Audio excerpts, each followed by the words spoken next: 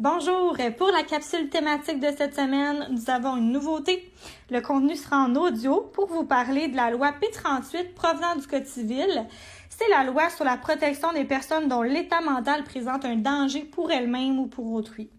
C'est cette loi qui permet de faire une demande pour ordonner la garde provisoire en vue d'une évaluation psychiatrique. Chez Oasis Santé mentale, Granby et Région, nous accompagnons les familles qui souhaitent entamer cette démarche pour leurs proches malades vivant dans les secteurs de la Haute-Yamaska ou de Brome-Missisquoi. Il faut comprendre qu'il s'agit d'une loi d'exception et qu'elle ne peut pas être utilisée sous la présence des critères, sans la présence des critères suivants.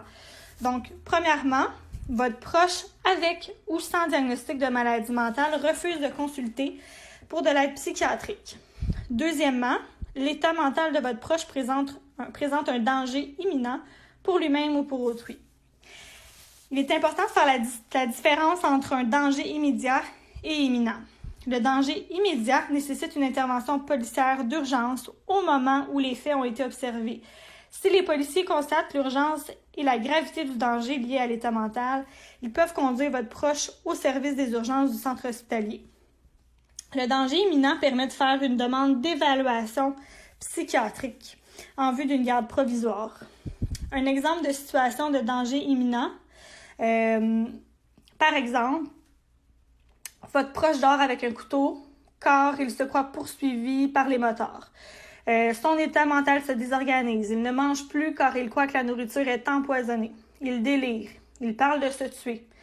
Il se croit investi dans une mission avec les extraterrestres afin de sauver le monde. Il se prépare à un envahissement et il a le devoir d'éliminer tous ceux qui ne le croient pas. Il y a donc un comportement à risque en se croyant invincible. Donc, on parle ici d'une situation où il y a un risque de danger à court terme, mais pas nécessairement dans le moment présent. On va parler maintenant des étapes que vivra votre proche malade si la demande est acceptée par le tribunal. Premièrement, votre proche sera conduit par la police en ambulance au centre hospitalier de son secteur de résidence. Une première évaluation psychiatrique aura lieu dans les 24 heures suivant la prise en charge par l'établissement. Si cette évaluation conclut à la nécessité de la garde, en d'autres mots, si votre proche présente encore des éléments de dangerosité dus à son état de santé mentale, un second examen psychiatrique doit être effectué par un autre psychiatre dans les 96 heures de la prise en charge. Aussitôt qu'un psychiatre conclut que la garde n'est pas nécessaire, la personne doit en être rapidement informé et être libéré. Il pourrait tout de même lui être offert de rester sur base volontaire. Si les deux psychiatres concluent à la nécessité de la garde, la personne peut être maintenue sous garde pour un maximum de 48 heures additionnelles sans son consentement.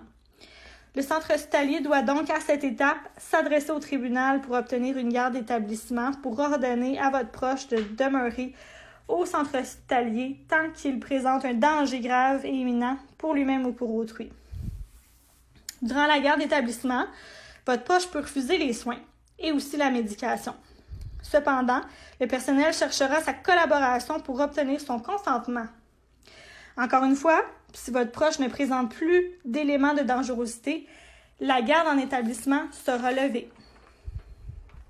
Voici maintenant les étapes que vous devez, en tant que membre de l'entourage, anticiper si vous souhaitez entamer la démarche de demande d'évaluation psychiatrique pour une garde provisoire. En premier lieu, 2 personnes de l'entourage doivent signer la demande et en être responsables. Ces personnes sont majeures et elles peuvent être des membres de la famille, des amis, un médecin, un intervenant ou autre.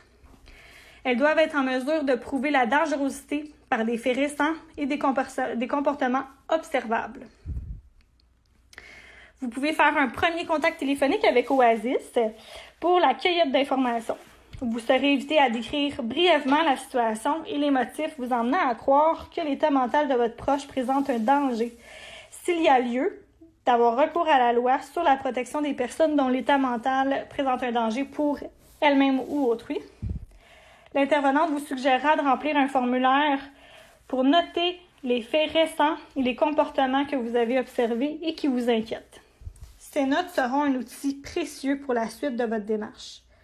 L'intervenante pourrait aussi vous demander de communiquer avec le médecin traitant ou les professionnels impliqués afin d'obtenir une lettre de ceux-ci faisant part de leur appui.